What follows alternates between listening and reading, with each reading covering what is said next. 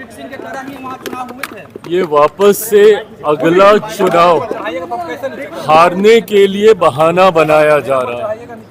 इनको पता है कि अब इसके बाद ये लोग बिहार का भी विधानसभा का चुनाव हारने वाले हैं, तो उसकी भूमिका तैयार की जा रही है।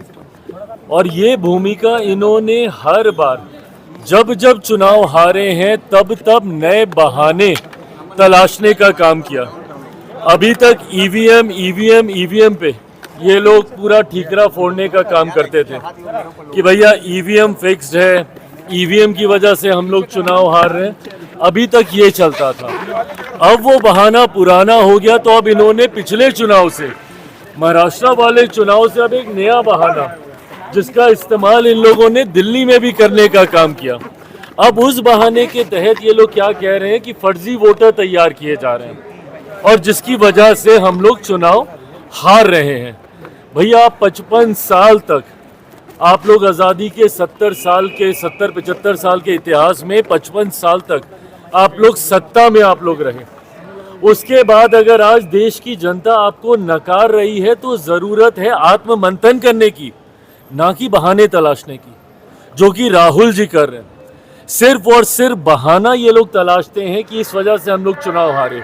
अब ये मान के चलिए कि इन्होंने बिहार विधानसभा चुनाव में भी अपनी हार स्वीकार कर ली है, और आज जिस तरीके से एक अखबार में बड़ा सा अपना आर्टिकल छपवा कर इन्होंने उसके लिए एक नया बहाना तैयार कर लिया है। बिहार में अब जब ये चुनाव हारेंगे तो उस पर भी ठीकरा इसी बात का फोड़ा जाएगा कि नए वोटर्स तैयार किए जा रहे हैं। भैया आप एलओपी हैं, आप हिस्सा हैं इस व्यवस्था का। जब चुनाव आयोग को जब चुना जाता है, जब इलेक्शन कमिश्नर को जब चुना जाता है, इन तमाम प्रक्रिया में आपकी भूमिका रहती है।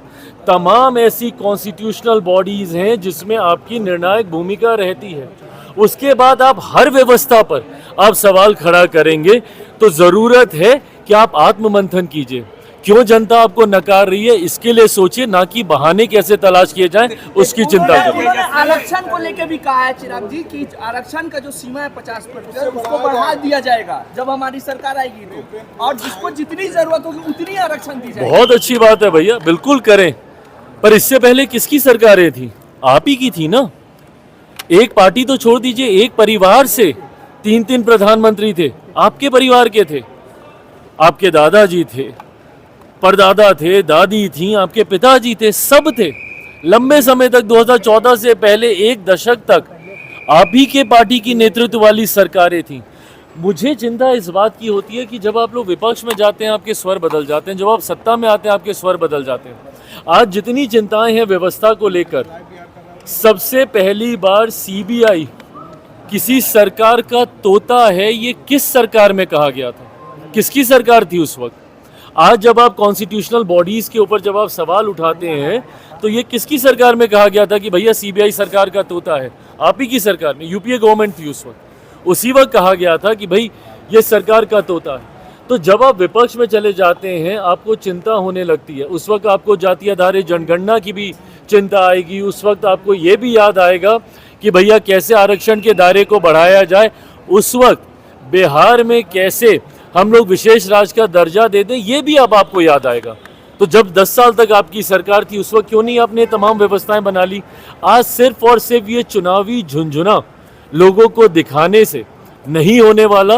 लोग आपकी हकीकत जान गए और इसीलिए कारण लोकसभा का चुनाव तो आप हार ही रहे हैं, एक के बाद एक अलग अलग राज्यों का चुनाव भी आप हार रहे हैं, और आने वाले दिनों में बिहार भी आप हारेंगे, बंगाल भी आप हारेंगे, असम भी आप हारेंगे। कह रहे हैं सरेंडर प्रधानमंत्री, राहुल गांधी कह रहे हैं कि सरेंडर प्रधानमंत्री, हर बात पे सरेंडर कर देते हैं। जातीय जनगणना पे सरेंडर कर दिए, सीज फायर पे सरेंडर कर दिए।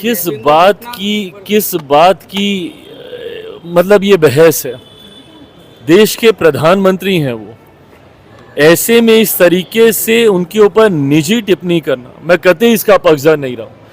आप नीतिगत विषय उठाइए ना, बोलिए जो आपको कहना है, बट इस तरीके से प्रधानमंत्री जी के नाम से एक तुकबंदी बनाते हुए, ये छोटी राजनीति है, इन सारी चीजों में नहीं पड़ना चाहिए। सवाल खड़ा कर रहे हैं आपराधिक घटना को लेकर के, लगातार कह रहे हैं कि हर दिन रेप और बलात्कार और क्राइम। देखिए बढ़ती आपराधिक घटनाएं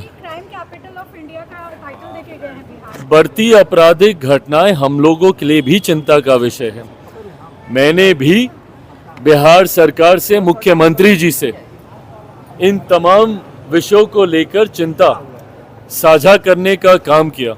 संतोष इस बात का है कि जो अपराधी हैं पूरी तत्परता के साथ उनकी धरपकड़ कैसे हो, इस पर भी प्रशासन मुस्तैदी से कार्य कर रहा है।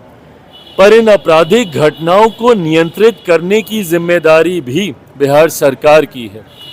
ऐसे में जब विपक्ष सवाल उठाता है तो मैं उम्मीद उनसे ये करता हूँ कि अगर बिहारियों के ऊपर अपराध होता है तो ये चिंता इस व्यवस्था से जुड़े हर व्यक्ति की होनी चाहिए, सत्ता पक्ष हो विपक्ष हो। कैसे हम लोग इसको नियंत्रित करें, मिलकर हम लोग को कार्य करने की ज़रूरत है। सरकार और प्रशासन, इस बात का मैं विश्वास ज़रूर दिलाऊंगा। देखिए, बिहार सरकार का मैं हिस्सा नहीं हूँ, मेरा कोई विधायक नहीं है जो कि नीति पॉलिसी मेकिंग प्रणाली का हिस्सा हो, बट हाँ, बिहार सरकार का हम लोग समर्थन ज़रूर करते हैं। ऐसे में अगर ऐसी घटनाएं घटती हैं तो ये हमारे लिए भी उतनी बड़ी चिंता। आज मैं मुजफ्फरपुर भी जा रहा हूँ, जहाँ पे 2 ऐसी घटनाएं हुई हैं। मैं दोनों परिवारों से वहाँ पर जाकर मिलूँगा और आने वाले दिनों में कैसे इसको और मजबूत करके इसको नियंत्रित किया जा सके, राज्य सरकार से भी इस विषय पर हम लोग